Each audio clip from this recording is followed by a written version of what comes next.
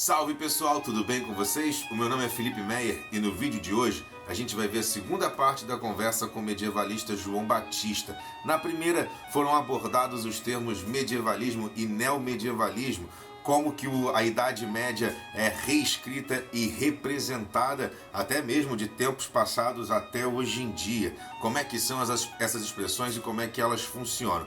E nessa segunda parte vamos desdobrar ainda mais isso daí, falando sobre o impacto do cinema, dos livros e dos jogos sobre a história. Se eles conversam, não conversam, por que não conversam, o que aconteceu aí que muitas das obras elas não retratam com fidelidade o que aconteceu e muitas das vezes deturpam aí a visão geral que se tem sobre períodos e personalidades históricas. E até hoje, algumas pessoas que trabalham com o conceito de medievalismo não veem importância ou não veem necessidade em se criar um novo conceito neomedievalismo, já que, teoricamente, o conceito de medievalismo seria capaz de dar conta de toda esse amplo aspecto, né, de elementos revisitados da Idade Média nos períodos pós-medievais. João, posso te interromper um minutinho só para fazer uma pergunta? Você está fazendo essa distinção clara, mais ou menos clara, né? Você está apresentando essa disputa acadêmica que existe e você está falando um pouco mais da perspectiva acadêmica, né? Será que os acadêmicos que se chamam de medievalistas, eles não se recusam a criar um novo conceito justamente porque eles não olham para fora da academia, eles não olham para aquelas pessoas que querem criar essas novas narrativas, mas desvinculadas do ambiente acadêmico? As expressões do medievalismo, e são muitas, né, fora da academia, durante muito tempo a academia teve muito preconceito com elas. Se a gente pegar uma das expressões mais famosas do medievalismo, que seria o cinema, por exemplo, os cinemas com os filmes medievais, Robin Hood, ou Cruzadas, e tudo isso, Coração Valente, a academia sempre achou que, bom, aquilo ali é uma coisa à parte, não, eles fazem, é uma coisa com licença artística, não nos interessa muito. E por conta disso, de fato, a academia acabou se afastando de um debate, né, que eu acho que seria muito importante, e hoje isso está sendo retomado.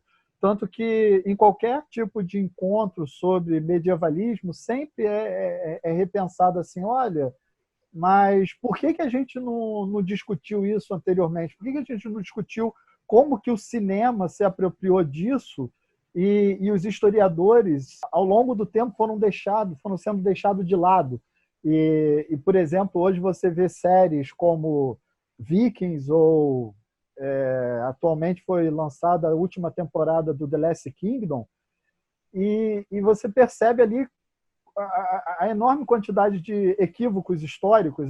Você quase não consegue perceber ou olhar aquela série como uma série que trata de eventos históricos, que ela está tão dispersa, ela está tão deslocada do real, que é o que eu falo, eu prefiro assistir Game of Thrones ou The Witcher, que trabalha com um mundo completamente fictício, e por conta disso eles têm total liberdade para trabalhar a fantasia e o imaginário desse que já vai ser um neomedievalismo, do que tentar recriar uma Idade Média com elementos que não têm absolutamente nenhuma relação com o que a história nos conta daquele período.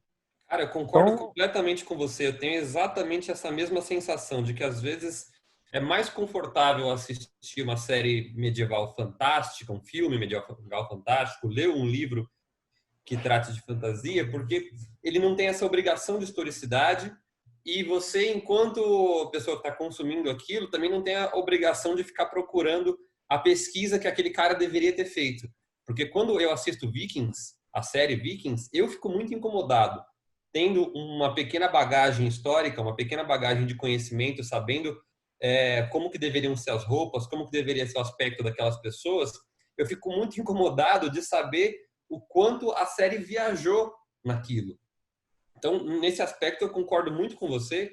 E voltando um pouquinho numa coisa que você estava falando antes de falar dessa questão da fantasia, que é de como a academia sempre tratou essas manifestações culturais como uma coisa que não a interessava, é irônico que hoje em dia sejam justamente essas manifestações culturais, esses livros, filmes e séries que estejam atraindo mais gente para o medievalismo. Pelo menos eu acho irônico. Não sei o que você acha disso. Sim, exatamente. Eu acho que a academia começou a ter essa preocupação exatamente pelo fato de que as pessoas, por exemplo, começaram a estudar a Escandinávia, né, medieval, por conta dessas séries. A gente não pode negar a importância que teve para, pelo menos, despertar em algumas pessoas o interesse em estudar isso. Aquela E fagulha aí, inicial, né? e aí a academia começa a perceber que, olha, eu acho que a gente deveria começar a tomar um pouco mais de cuidado, porque as pessoas chegam na academia com uma visão repleta de estereótipos, repleta de preconceitos, que essas outras mídias, esses outros elementos ajudaram a criar. Seja a televisão, o cinema, o videogame ou até mesmo a literatura. Em Portugal, eu participei de alguns congressos e em Portugal se popularizou atualmente uma série de romances sobre reis e rainhas históricos de Portugal. E na academia é muito preocupante alguns desses romances, porque não apenas criam um outro personagem que não é o personagem histórico, como muitas vezes destoam a personalidade e a importância daquele personagem histórico. Então, eles acabam sendo, de fato, prejudiciais no que diz respeito à criação, à transformação de um pensamento sobre um determinado personagem histórico. E aí você tem os romances, né? Normalmente o cinema e as séries televisivas começam a partir daí. Esses romances eles são levados para a televisão e ganham uma dimensão ainda maior, né? Conseguem atingir um público ainda maior. E no final, essa imagem histórica do rei ou da rainha se perde completamente diante de uma mera especulação literária, artística, cinematográfica, que guarda pouquíssima semelhança com o mundo real. Então, eu acho que a partir daí é que a academia começou a ter uma preocupação, tem tido, né, tem desenvolvido uma preocupação cada vez maior em analisar essas questões. É só fazendo um parêntese, voltando também um pouquinho, quando eu falo, por exemplo, de Game of Thrones, para mim, ele é a comprovação fenomênica da importância do neomedievalismo, né? Game of Thrones, pode-se gostar ou não da série, o que não se pode é negar que ele foi um sucesso mundial, né? Aquela série trabalha com uma série de elementos, ora mais próximo do que foi a Idade Média, até mesmo dentro do que as disputas da nobreza ou das casas, né? Algo muito semelhante com o que de fato acontecia na Idade Média Europeia, e ora trabalhando com mitos que no imaginário medieval europeu eram muito comuns, como o dragão, né, e outros elementos. Então, eu acho que o Game of Thrones demonstra aí o poder, né, e a importância de se também trabalhar esse neomedievalismo. O neomedievalismo ele traz outras expressões também no campo social. Eu costumo falar que, por exemplo, os grandes eventos de LARP, né, Bicoline, o Drakenfest na Alemanha, Avatar, Stronghold, são eventos que muitas vezes reúnem mais de 5.000 pessoas. 5.000 pessoas ali vestidas e representando elfos, anões, orques, e todo um conjunto de seres que são mitológicos, que não existem e que estão associados a esse pensamento neomedieval, a uma Idade Média que só existe mitologicamente, que só existe dentro de uma ficção, né? E que, como eu disse, guarda muito mais relação com o universo de Tolkien, com o Senhor dos Anéis, do que com, de fato, o que foi a Idade Média. Cara, que aula, que discussão rica isso aqui que a gente está fazendo.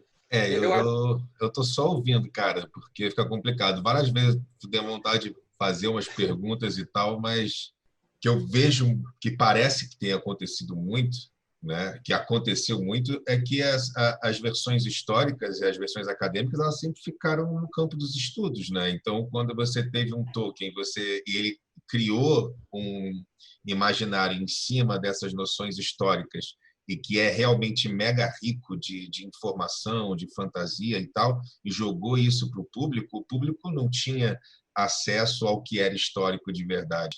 A gente, hoje em dia mesmo, tem dificuldade, às vezes, para encontrar algumas informações históricas para fazer algumas pesquisas. Eu, às vezes, vou pesquisar alguma coisa específica na internet e vem muito mais os resultados fantásticos e mitológicos do que exatamente uma tese ou algum estudo falando sobre aquilo ali. É uma coisa muito fechada, né? Agora, como é que conseguiria fazer, se teria como conciliar essas duas coisas, ou se são dois campos que têm que se separar, sabe? Não, Felipe, o meu grande esforço a todo momento é exatamente levar essa discussão. Inclusive, você mesmo já participou de um evento acadêmico na UFRJ, que eu te convidei, levar essas discussões cada vez mais para a academia. E, obviamente, trazer o que a academia pode contribuir, né, nessas práticas sociais. Quando você comenta assim, bom, por que estudar o neomedievalismo? Esse conceito de uma Idade Média totalmente fictícia, de uma metanarrativa, de um metamedievalismo. E aí eu dou claramente um exemplo. Olha para Game of Thrones. É o que eu falei, não me importa se você gosta ou não daquilo. O que me importa é que o mundo gostou, né? E eu acho que se o mundo gostou e transformou aquilo num sucesso absoluto, em que as pessoas paravam no domingo para poder, no mundo inteiro, para assistir aquela série, eu acho que isso traz um reflexo no mundo social. A academia tem a obrigação de responder, tem a obrigação de estudar. Quando eu falo para vocês que esses eventos, como eu disse, né, Drakenfest na Alemanha ou Bicoline no Canadá, atraem um público maior do que 5.000 pessoas, 5.000 pessoas num evento, eu acho que aquilo é de interesse da ciência. Por que aquelas pessoas estão fazendo lá? O que atrai, né, o imaginário daquelas pessoas para viajar até o Canadá ou para viajar até a Alemanha para participar de um evento como esse? Então, eu acho extremamente importante, a todo momento, ressaltar que a academia tem que olhar para esses temas. E, de fato, o que eu percebo é que a academia tem olhado cada vez com mais cuidado para esses temas. Até porque a academia percebeu que, quando você coloca num cartaz acadêmico que vai discutir Game of Thrones, ela percebeu que ela atrai um público. Essa pessoa que, a priori, não se interessaria pelo assunto, ela vai para o congresso, ela vai participar daquele congresso para poder entender um pouco melhor, para poder ter um pouco mais de substância sobre a série preferida dela, ou seja lá o que for, entendeu? Então, eu acho que o caminho é cada vez mais isso, cada vez esses temas, né, serem colocados e debatidos dentro da academia. Mas aí eu queria colocar outra questão também, né? Medievalismo e neomedievalismo não são os únicos conceitos utilizados para trabalhar essa Idade Média que se faz presente. Existem outros conceitos aí também, né, que são muito utilizados. E aí, vocês gostaram? A gente espera que sim. E na próxima parte dessa conversa, a gente vai ver como existem ainda reminiscências culturais medievais no Brasil. Como que uma antiga arte de poetas acabou chegando até aqui, continuou sendo replicada e até hoje ainda temos exemplos de histórias e contos medievais dentro do nosso acervo cultural brasileiro. Beleza? Então, muito obrigado por chegar até aqui conosco e a gente se vê na próxima. De 4 donzelas órfãs, sem pai, sem mãe, sem irmão. Silvia, moça mais velha, como mãe de criação. Vitali...